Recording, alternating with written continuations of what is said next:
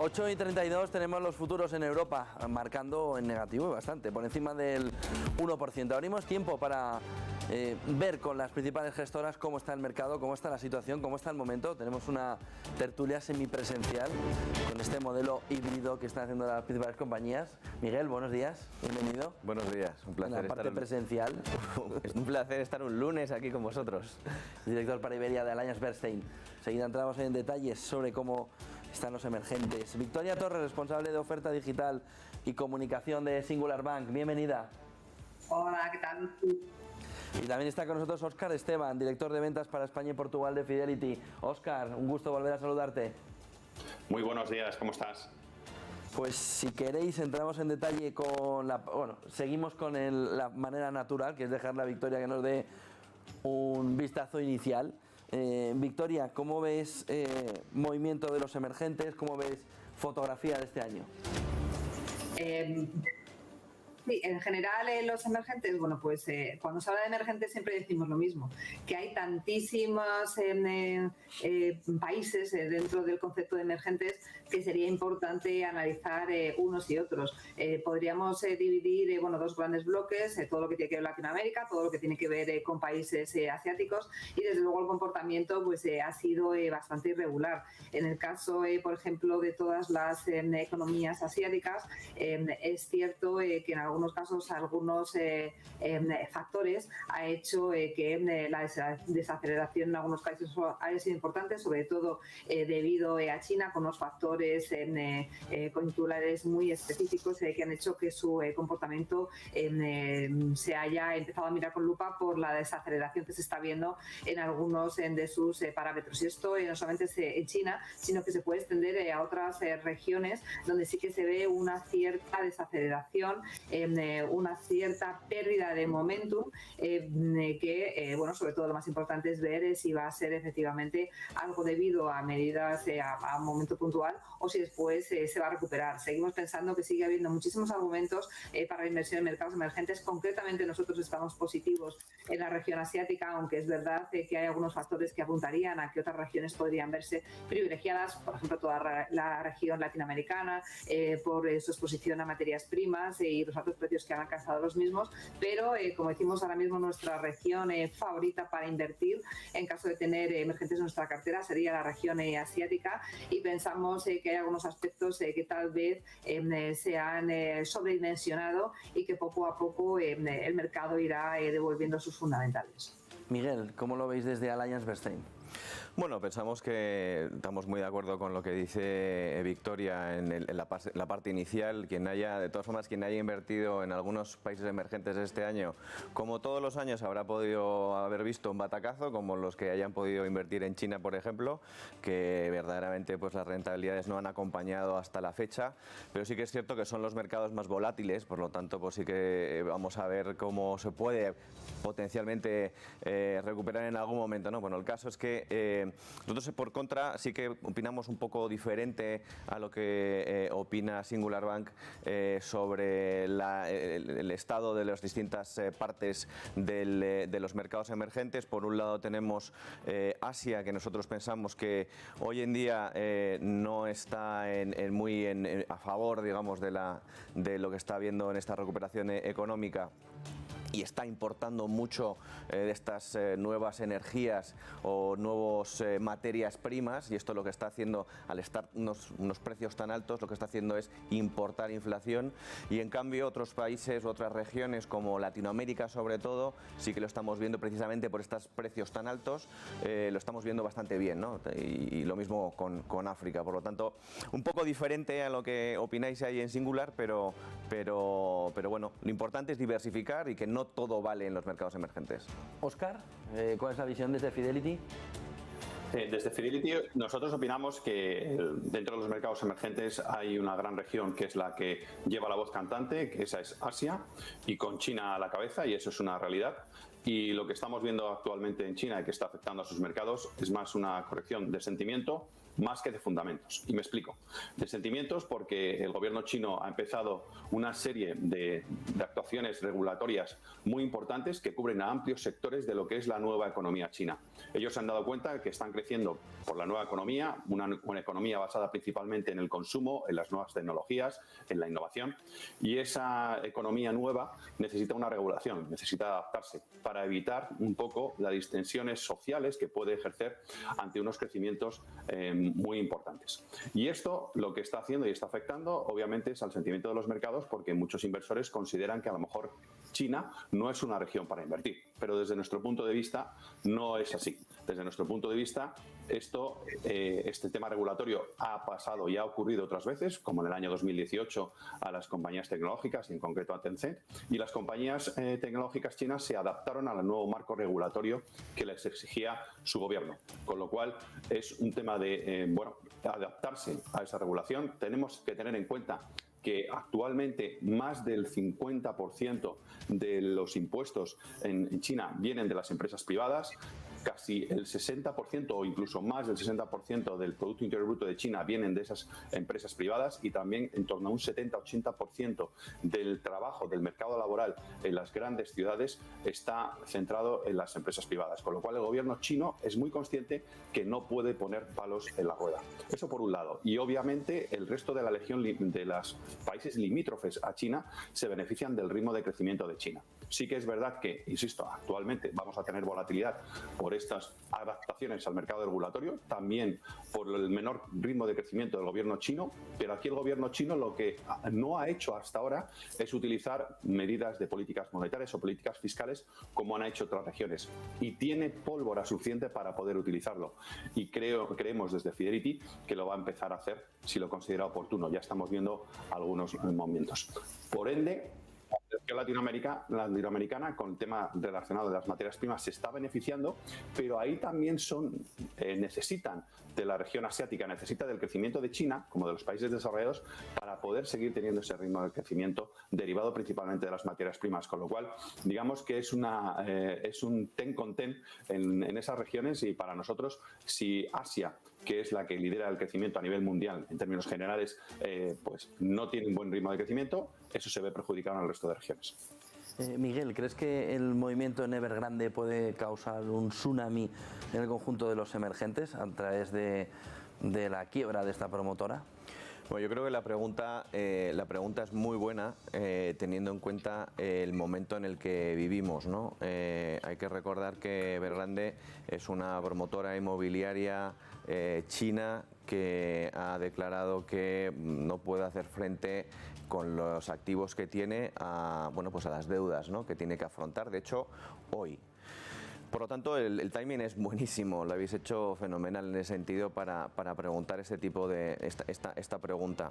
Yo creo que hay tres riesgos importantes de contagio en este sentido. Primero, la parte del mercado de bonos, en donde puede afectar evidentemente tanto a las emisiones como a los diferenciales. Luego, la liquidez del sistema o del mercado interbancario. Y tercero, la relación entre el mercado de bonos y el sector bancario, ¿no?, que esto puede evidentemente afectar a tener una mayor aversión al riesgo. Yo añadiría un cuarto. Generalmente esto ha sido más una concatenación de eventos, y sería el riesgo de promotor, o el riesgo, mejor dicho, del mercado inmobiliario también chino. Y en este sentido, es uno de los factores que estamos diciendo últimamente que puede afectar.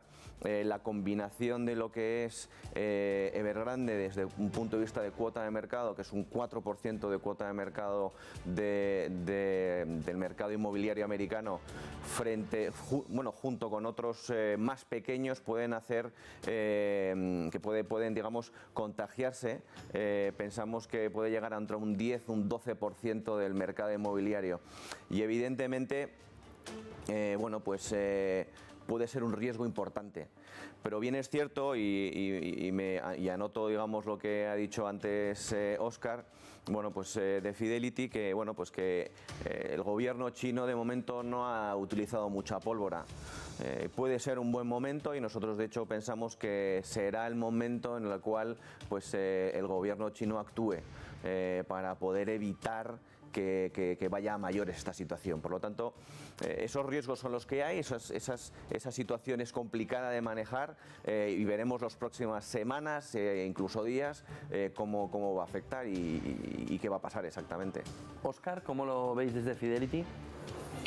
Bueno, nosotros seguimos y monitorizamos de forma detallada la evolución de Evergrande y todo lo que está haciendo para desapalancarse. Nosotros creemos que hay gran cantidad de activos que pueden ser desapalancados y tienen que hablar y llegar a un acuerdo con las autoridades chinas para poder conseguir ese desapalancamiento, digamos, de forma muy alineada con las necesidades que tienen actualmente. Es verdad que los próximos 3 meses no tienen problemas de financiación, pero por eso es necesario que se llegue a un acuerdo con el gobierno chino para realizar ese desapalancamiento de forma oportuna. Sí que es verdad que si esto no sucede, provocaría cierto shock con el resto del sector inmobiliario en China, pero precisamente otra de las cosas regulatorias que el gobierno chino ha implementado en estos últimos meses también es todo el tema relacionado con el sector inmobiliario, para evitar esos excesos de apalancamientos que en muchos casos tiene en China. Desde Fidelity, nosotros en el sector inmobiliario en China siempre hemos sido muy precavidos al respecto por este sobreapalancamiento y para nosotros es monitorizarlo de forma pormenorizada, compañía por compañía y ver la evolución de cada uno de los casos. Es así como nosotros desde Fidelity lo estamos tratando. Victoria. Sí, prácticamente coincidiendo con mis compañeros. Es un riesgo que no se puede obviar. Lo que pasa es que también es un riesgo que no ha aparecido de la noche a la mañana. En el año 2015 ya se dijo que era la inmobiliaria más endeudada del mundo. Y es verdad que una serie de factores ha hecho que bueno, pues este acontecimiento aflore en las últimas semanas y que efectivamente suponga un riesgo real. Pensemos que el sector inmobiliario en China aproximadamente aporta el 29% del PIB y que en el caso concreto de esta inmobiliaria de Evergrande aproximadamente los pasivos que tiene es el 2% del PIB del país asiático, es decir, que tiene repercusiones ya no solamente por qué es lo que ocurriría si esta empresa quebrara, sino si la pregunta es si podría haber un efecto contagio, si otras inmobiliarias se podrían caer ahí también y desde luego es un riesgo que está ahí. Sería bastante perjudicial no solamente por la caída de esta empresa y por los empleos que acarrea y que tiene por detrás, sino también por la posibilidad de que queden afectados los propios algunos bancos del país que apoyan a esta compañía y también a otras empresas del sector. Y luego no olvidemos que en algunos casos esto se parece a Lehman, porque es verdad que muchos de estos bonos se han vendido fuera de las fronteras de China y aproximadamente se estima que unos 19.000 millones bueno, pues podrían estar empaquetados y estar invertidos en fondos fuera de las fronteras de China y por lo tanto también tendría aquí una cierta repercusión. Pero efectivamente vamos a ver cómo es capaz de reestructurarlo, ya está establecido un plan para reducir a la mitad el endeudamiento de aquí al año 2023 y la pregunta sería si efectivamente el gobierno le dejaría caer. Y esto además liga un poco con la pregunta que hacíamos anteriormente, todas esas nuevas regulaciones que se están imponiendo por parte del gobierno chino que no siempre se han visto bien, pero una precisamente es para intentar dotar de mayor transparencia y que un caso que ya venía rumoreándose desde hace muchísimo tiempo pues aflore más tarde. Óscar, emergentes, inflación, ¿cómo se está comportando?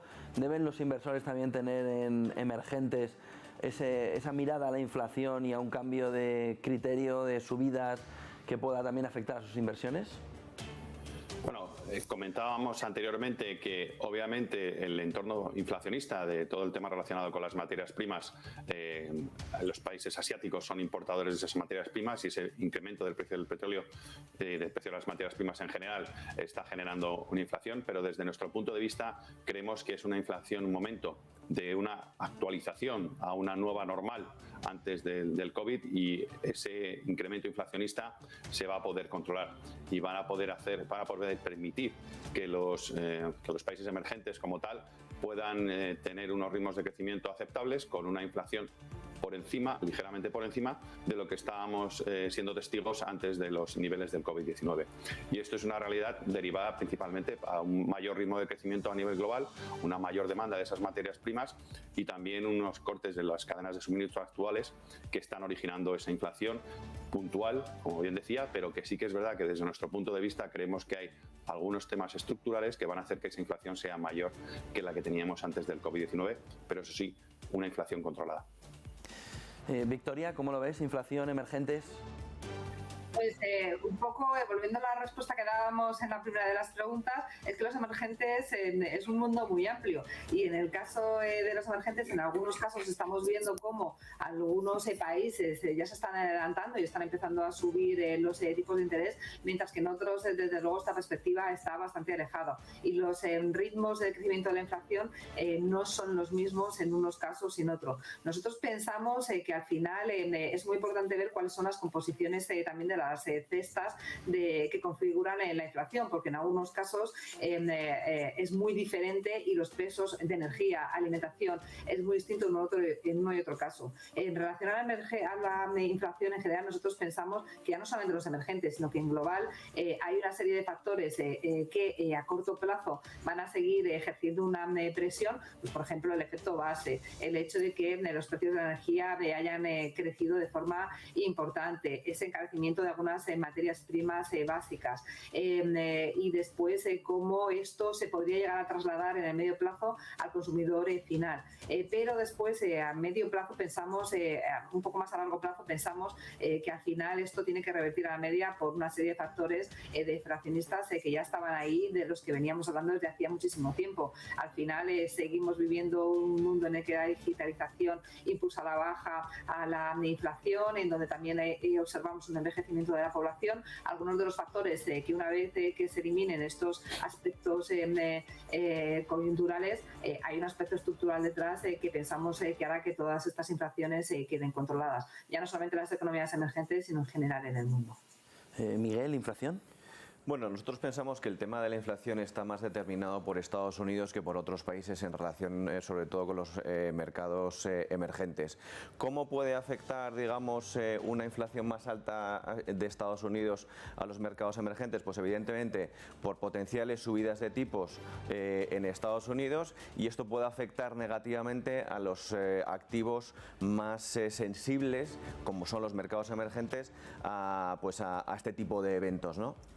Nosotros no pensamos que esto vaya a suceder, no pensamos que esto sea tenga una probabilidad alta, pero sí que es cierto que los mercados emergentes y tal y como están hoy en día los precios de las materias primas siempre se han asociado pues a este tipo de activos, ¿no? A las materias primas. Sin embargo, la diversidad de mercados que hay dentro y de países que hay dentro de los mercados emergentes te ayuda a diversificar desde un punto de vista de inflación, desde un punto de vista de crecimiento, desde un punto de vista de recuperación, de vacunación, puedes seleccionar. Por lo tanto, hoy en día, como he dicho antes, no todo vale dentro de los mercados emergentes y verdaderamente puedes seleccionar de aquí y de allí para poder estar invertidos eficientemente, ¿no? Óscar, ¿ha habido rotación de carteras? ¿Veis oportunidades en estos momentos? ¿Nos podéis para la audiencia dar un poco de visibilidad de qué oportunidades de inversión veis y si esas oportunidades os están haciendo o os van a hacer hasta final de año rotar carteras en emergentes?